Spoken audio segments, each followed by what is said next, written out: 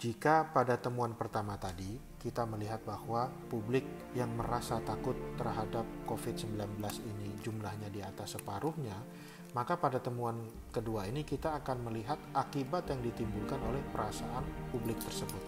Akibat yang ditimbulkan oleh perasaan publik tersebut itu ternyata ada penurunan tingkat kepuasan terhadap kinerja pemerintah di dalam menangani COVID-19 ketimbang kinerja pemerintah tahun yang lalu.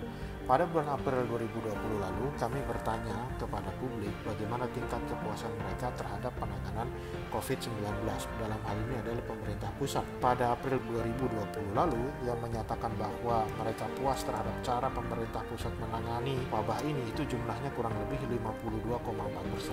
Dengan jumlah yang menyatakan tidak puas 40,1%. Pada bulan Juni 2021 ini, akhir Juni 2021, persis pada saat pengambilan data setahun kemudian, yang menyatakan puas itu hanya 35,2%. Ini artinya ada penurunan hampir separuh. Artinya tingkat kepuasan terhadap kinerja pemerintah itu terjun bebas dibandingkan dengan tingkat kepuasan pemerintah tahun lalu atau tahun 2020 lalu. Itu artinya publik menganggap bahwa kinerja pemerintah saat ini lebih buruk dibandingkan dengan tahun lalu. Nah, hanya saja kami juga bertanya bagaimana kepuasan publik terhadap kinerja selain pemerintah pusat, yaitu pemerintah provinsi juga dan pemerintah kabupaten kota juga.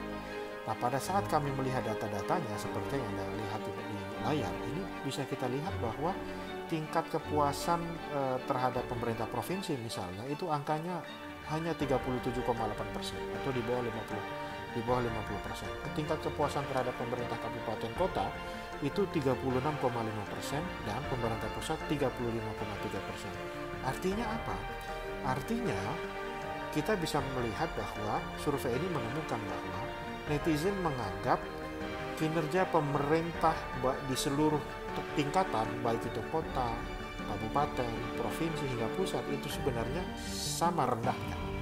Artinya kita boleh mengatakan bahwa ketidakpuasan terhadap kinerja itu bukan hanya dirasakan publik terhadap pemerintah pusat, tetapi juga dirasakan publik terhadap pemerintah provinsinya atau gubernurnya dan pemerintah kota kabupatennya atau wali kota atau bupatinya.